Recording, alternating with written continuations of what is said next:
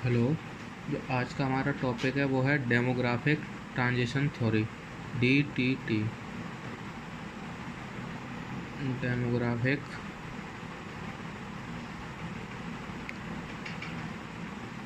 Transition theory. आज हम इस थ्योरी में पढ़ेंगे कि ये किसने प्रपोज करी, इसमें होता क्या क्या, कैसे ये बढ़ती गई, कैसे इसमें रिमार्क्स हैं, कैसे क्या, इसके सब के बारे में आज हम इसमें पढ़ेंगे। तो सबसे पहले इस थ्योरी के बारे में जो बताया था, जो इसमें शुरुआत करी थी, वो होते हैं डब्ल्यू थॉमसन।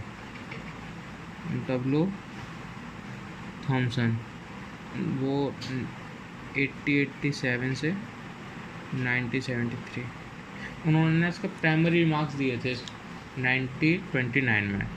प्राइमरी रिमार्क्स उन्होंने इसके बारे में कुछ प्राइमरी चीज़ें बताई थी कि थ्योरी क्या है, कैसे। उन्होंने बहुत प्राइमरी सी चीज़ें बताई थी, जो प्राइमरी कंसेप्ट थे इसके वो बताए थे डब्ल्यू थॉमसन ने 1929 में। कंसेप्चुअल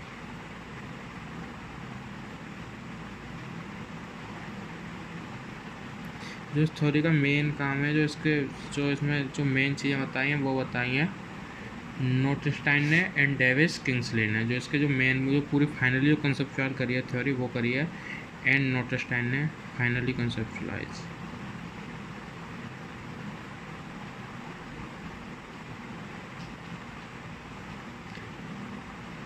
नोटेस्टाइन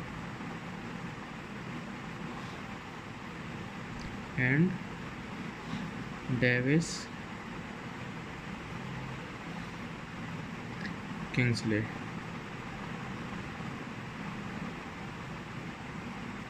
इन्होंने ये करी है 1945 में। इन 1945 जो मतलब शुरुआत करी थी डब्ल्यू थॉमसन ने, उन्होंने इसके बारे में प्राइमरी चीज़ें बताई थी 1929 में। जो फाइनल करा है, फाइनल जो इसे पूरा कंप्लीट करा है, वो करा है नोटेस्टाइन ने एंड डेविस किंग्सले ने 1945 में। और इसके बाद इसके कुछ प्रेडिसर भी इसे बाद में करते हुए आए हैं, उनमें भी कुछ नाम है, जैसे ब्लॉकर्स आए हैं, उनके बारे में जानने की ज़रूरत है नहीं है। जिसमें मेन चीज़ है, जो ये थ्योरी क्या कहती है, वो ये है DTT tells about change in population of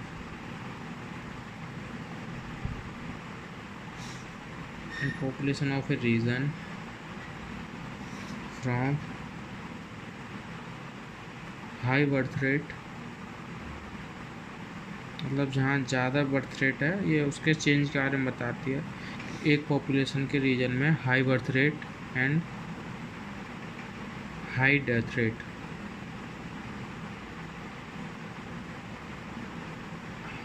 rate, to low birth rate and low death rate.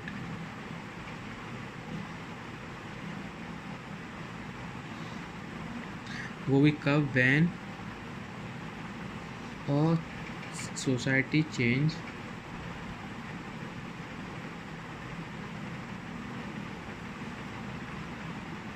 agrarian, rural and illiterate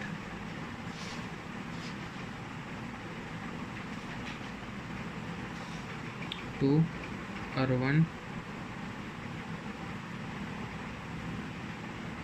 industrialized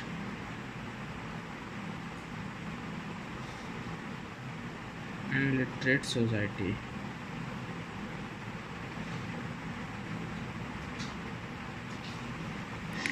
मतलब जो ये मेन जो इसकी डेफिनेशन है DTT की, वो ये है DTT tells about change in population of a region from high birth rate and high death rate to low birth rate and low death rate when a society change agrarian, rural and literate to urban, industrialize and literate society.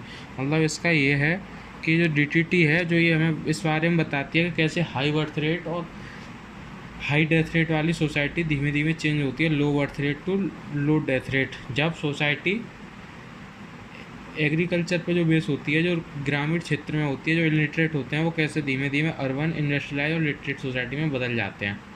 ये हुई है ना, इसका main है, ये इसकी definition है। अब जो इस थ्योरी को पूरा करने के लिए उन्होंने कुछ अजम्पशन लिए थे इस थ्योरी को प्रूव करने के लिए। वो अजम्पशन कुछ 3 अजम्पशन थे। वो अजम्पशन ये हैं, अजम्पशन जो हम लेके चलेंगे, जो नोटस्टाइन और डेविस किंग्सले ने माने थे। वो पहला जो अजम्पशन था वो था the decline in mortality precedes decline of fertility। मतलब जो मोर्टिलिटी में डिक्लाइन आएगा, जो धीमे धीमे मोर्टिलिटी गिरेगी, तो वो किस में, वो धीमे धीमे फर्टिलिटी में भी गिरावट आएगी। उनका पहला जम्पशन तो ये था। दूसरा जम्पशन था उनका the fertility eventually adjusted to the level of mortality। जो उनका दूसरा जम्पशन था वो था जो फर्टिलिटी है वो धीरे धीरे एडजस्ट हो जाएगी मोर्टिलिटी के रेट में। मतलब जो इन द एंड जो फर्टिलिटी को जो बिल्कुल एडजस्ट हो जाएगी लेवल मोर्टिलिटी के में। जो तीसरा जम्पशन था वो था the socio economic transformation of a society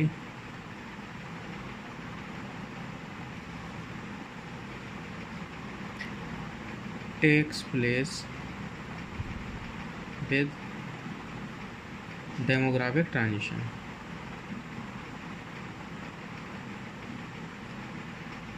उनका इससे ये मतलब था कि जो सोशियो इकोनॉमिक जो कंडीशन जो चेंज हो रही है लोगों की, एग्रीकल्चर से रूरल से इलिटरेट से और रूरल अर्बन इंडस्ट्रियलाइज और लिटरेट हो रहे हैं, ये ना धीमे धीमे एक फेज़ के हिसाब से प्लेस लेंगे डेमोग्राफिक ट्रांजिशन में।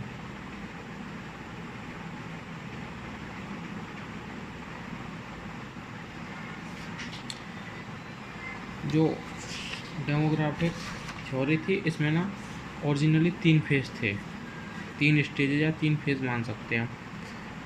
तो इसमें ना ओरिजिनल थ्योरी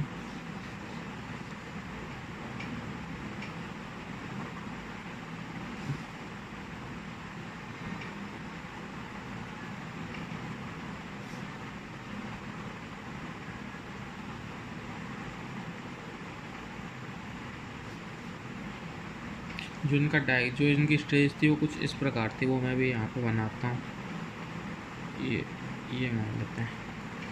शुरुआत में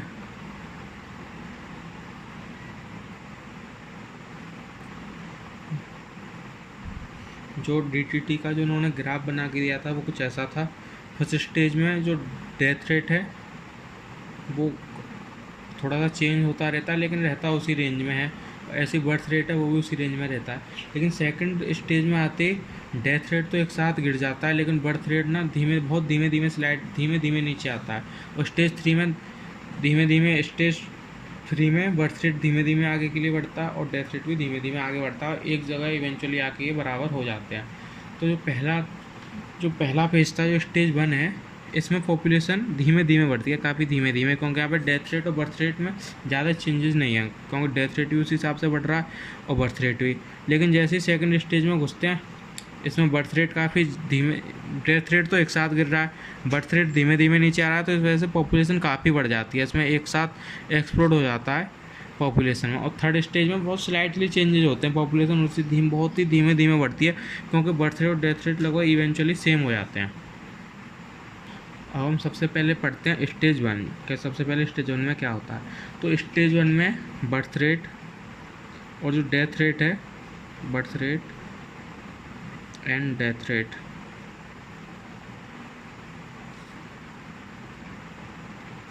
वो हाई रहते हैं और जो इसकी वैल्यू है वो है अबव 35, मतलब मोर देन 35/100। इसमें पॉपुलेशन जो होती है, पॉपुलेशन ग्रोथ होती है वो लगभग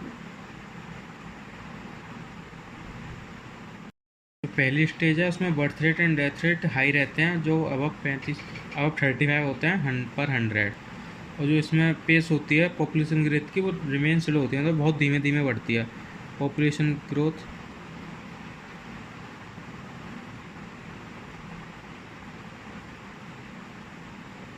रिमेन्स स्लो, मतलब बहुत ही स्लाइटली चेंज होता है पॉपुलेशन में। अगर आज से 200 साल पहले बात करें तो दुनिया की हर कंट्री इसी स्टेज में थी, मतलब इसी फेज में आती थी। 20 year later, 20 year back, every country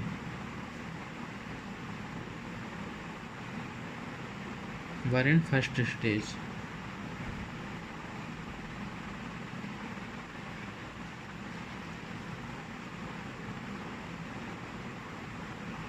जो यहाँ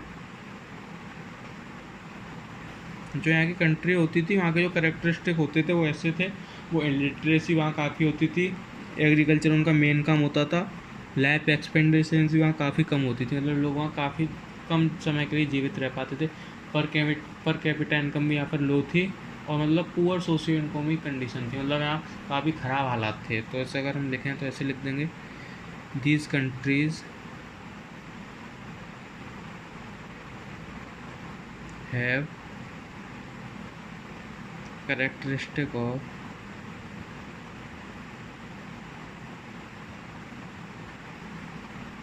इलिटरेसी, यहाँ मतलब इलिटरेसी काफ़ी थी, एग्रीकल्चर इनका मेन काम होता था, जो लाइफ एक्सपेक्टेंसी थी वो काफ़ी लो थी, लो लाइफ एक्सपेक्टेंसी।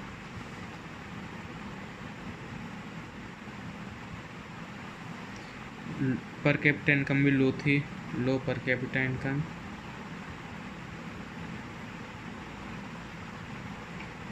ओवरऑल है ना पुअर सोशियो इकोनॉमिक कंडीशन थी, पुअर सोशियो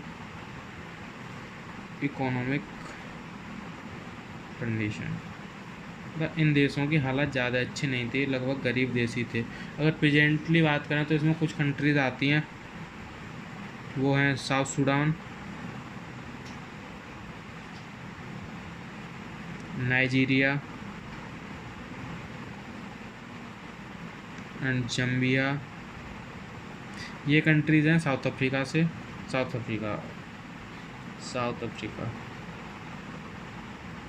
नहीं, फ्रॉम अफ्रीका, मतलब ये अफ्रीका कॉन्टिनेंट से हैं ये कंट्रीज़। और कोस्टा रिका, एंटीगुआ, ये हैं सेंट्रल अमेरिका। अब हम बात करेंगे स्टेज 2 के बारे में कि इसमें स्टेज 2 में क्या होता है। और स्टेज 2 की शुरुआत में देखा जाए तो इनिशियल फेज़ में देखें तो डेथ रेट और बर्थ रेट लगभग सेम होते हैं। Initial stage, death rate and birth rate remains high, मतलब वो लगभग सेम है, हाई रहते हैं। जो उसकी वैल्यू है वो आप अब 35 मान लीजिए पर 100। लेकिन एक साथ डेथ रेट तो काफ़ी तेज़ी से नीचे गिरता है, all of sudden death rate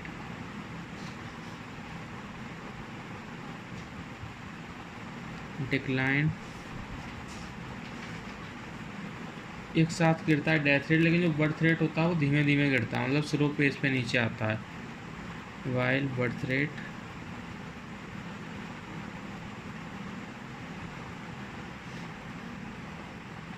decrease at slow pace. अगर हम इस फेस में देखें तो जो पॉपुलेशन होती है वो एक साथ बढ़ जाती है, तो एक साथ एक्सप्लोज करती है पॉपुलेशन,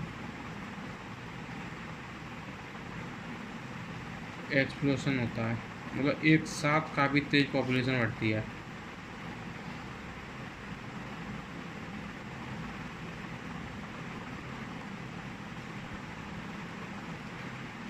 अगर आज की हिसाब से देखा जाए कि अगर देखा जाए तो जो आज से 10 या 20 साल पहले जो जितनी भी देश के ज़्यादातर डेवलपिंग कंट्रीज़ थे वो इसी फेज़ में आते थे। मतलब 10 से 20 साल पहले ज़्यादातर डेवलपिंग कंट्री जो आजकल डेवलपिंग कंट्रीज़ हैं वो इसी फेज़ में आते थे। Present developing country.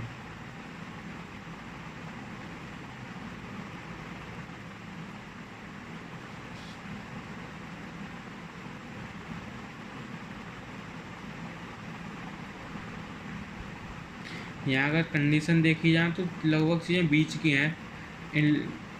यहाँ जो एग्रीकल्चर कम इंडस्ट्रियलाइजेशन है, मतलब जो एग्रीकल्चर है वो धीमे धीमे इंडस्ट्रियलाइजेशन में चेंज हो जाता है।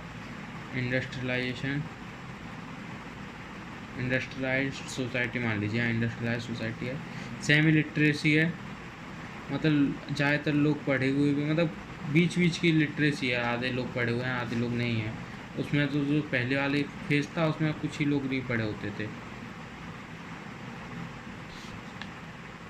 लाइफ मॉडरेट, लाइफ एक्सपेक्टेंसी मतलब लोगों की जो लाइफ एक्सपेक्टेंसी वो भी है मॉडरेट है।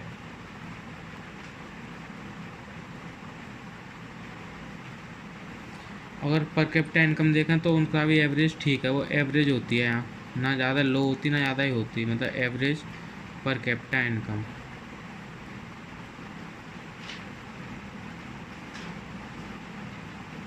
और यहाँ सोशियो इकोनॉमिक कंडीशन देखें तो वो मीडियम होती है, medium socio economic condition.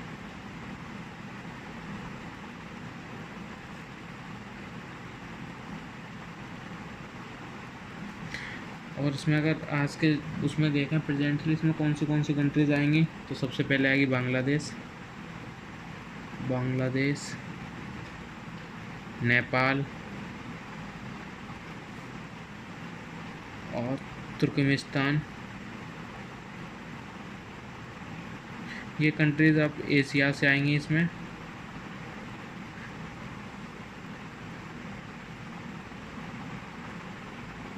Northern and central,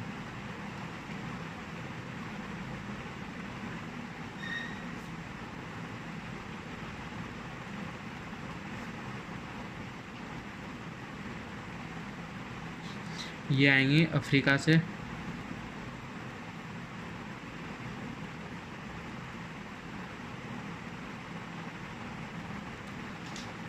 and Latin American, और कुछ लेटिन अमेरिकन वो भी आएंगी कंट्रीज, एंड लेटिन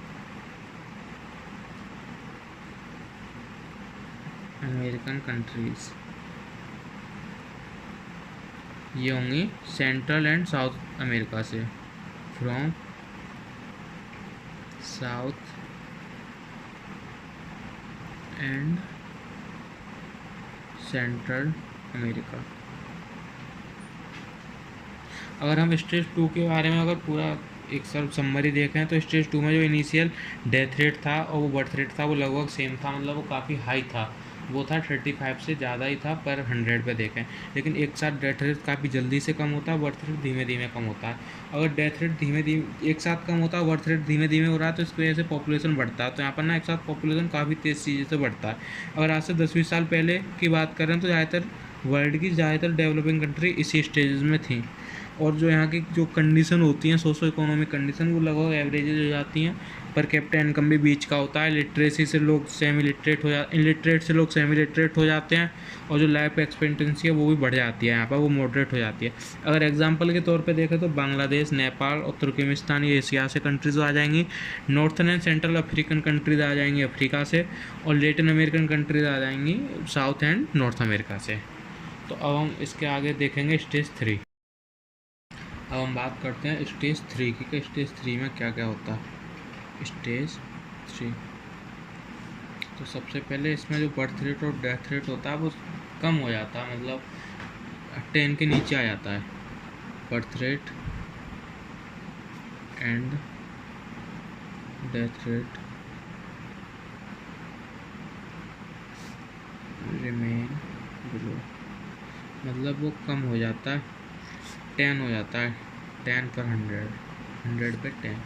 जो यहाँ की पॉपुलेशन ग्रोथ होती है वो बहुत धीमे धीमे बढ़ती है, मतलब स्टडी पॉपुलेशन ग्रोथ होती है, स्टडी पॉपुलेशन ग्रोथ। जो पॉपुलेशन है वो धीमे धीमे बढ़ रही है, मतलब एक साथ ना कम हुई ना एक साथ मतलब एक्सप्लोड हो रहा, पॉपुलेशन बहुत धीमे धीमे हो रही है। अगर हम प्रेजेंट की डेवलप कंट्री देखें, जो ज़्यादातर डेवलप्ड कंट्री हैं, प्रेजेंट डेवलप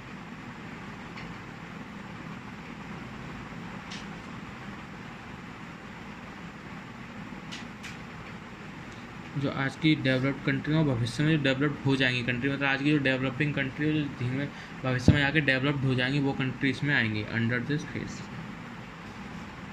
अगर हम यहाँ की लिटरेसी की बात करें तो वो लगभग 100% होती है। और लाइफ एक्सपेक्टेंसी देखें वो भी काफ़ी ज़्यादा होती है।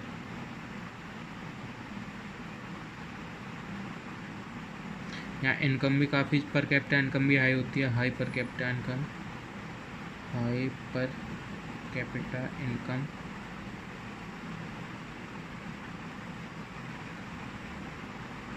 और जो यहाँ की सोशियो इकोनॉमिक कंडीशन होती हैं वो हाई से वेरी हाई होती हैं, तो यहाँ काफ़ी अच्छी सोशियो इकोनॉमिक कंडीशन होती हैं, high to very high socio economic condition,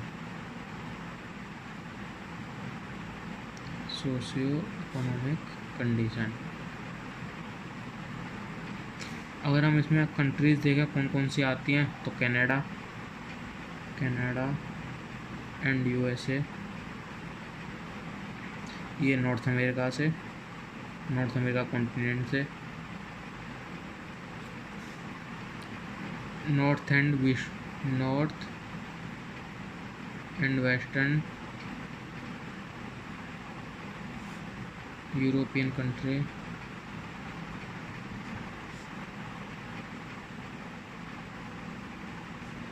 ये यूरोप से,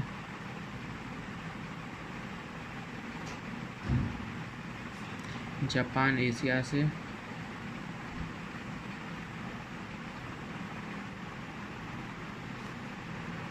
ऑस्ट्रेलिया एंड न्यूजीलैंड,